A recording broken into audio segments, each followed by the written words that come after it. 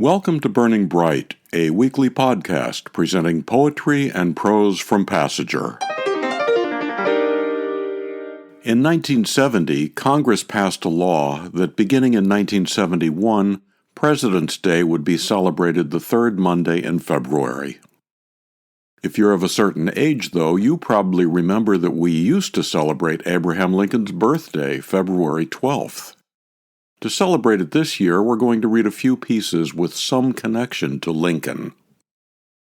Joel Savishinsky said that after he retired, he moved to the Pacific Northwest and came to appreciate the region's forests, islands, mountains, and coasts. He also came to realize how much garbage washes up each day on the shores of our seaside parks. He said, "The resulting awareness, heartbreak, and anger prompted this poem, as well as my involvement with several environmental organizations." Here's High Tide, the Rack Line at Lincoln Park Beach, Puget Sound. Here's what we've given the world and what its broken heart pumps back to our shores. The bright bauble of plastic floats, the birds strangled in nylon string, blind fish, and small shards from the sand-smoothed glass of neglect. My grandchildren pick through the ocean's insults and offerings without distinction, indifferent to the fault line between art and artifice. They have not reached the age of discrimination or despair. The storyline of the Rack Line, High Tide's seaweed weave of garbage and wreckage, is the tight sheath wrapped around the clogged vessels of my own broken heart. From Passenger's 2022 Poetry Contest, High Tide, the Rack Line at Lincoln Park Beach, Puget Sound, by Joel Savishinsky. Betty Orr said she was born and has lived happily ever after in Lincoln, Nebraska. Here's her poem, These Are Not Words. Their scratching is motion, like faraway birds against the sky, evanescent, wavering in the light. Or stones in a waterway changing the sound, redirecting the flow. They are the gusts of wind rattling your windows, pasting leaves in momentary pattern, whirlwinds of doubt, spindrift of hope. These are not words, they are wings beating for lift. Betty Orr's poem, These Are Not Words, from Passenger, issue 55. Betty said, "Words have been and are my ladder, my lasso, my lifeline to resonance with love and life." In 2009, Passenger published a collection called Keeping Time, 150 Years of Journal Writing. Here from that book is an excerpt from Christine Lincoln's journal. Tonight I decided to take my walk in utter darkness. I loved it. There is something delicious in being completely surrounded by blackness. One by one I turned off all the lights except the brightest. I waited until I was standing near the middle of the room before switching off the last and brightest lamp, throwing the room into darkness before my eyes had time to adjust. It was so black I could see nothing, not even my own body.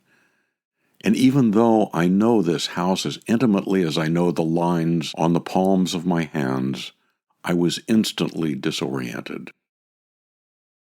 In the darkness, possibilities grow.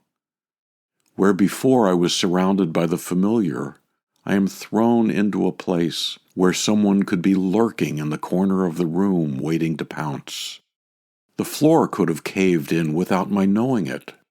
If I take a step forward, I might fall to my death to the basement floor. In the darkness, fear fills me. It starts in my belly like tendrils of some living thing, growing, spreading into the tops of my legs. I am rooted to this place where I know I am safe, unmoving in the darkness. And then something happens. The same darkness that at first frightened me now begins to comfort me. It offers me its freedom. It tells me that I am free here in the darkness, because I am hidden. I am vulnerable, and yet I am concealed.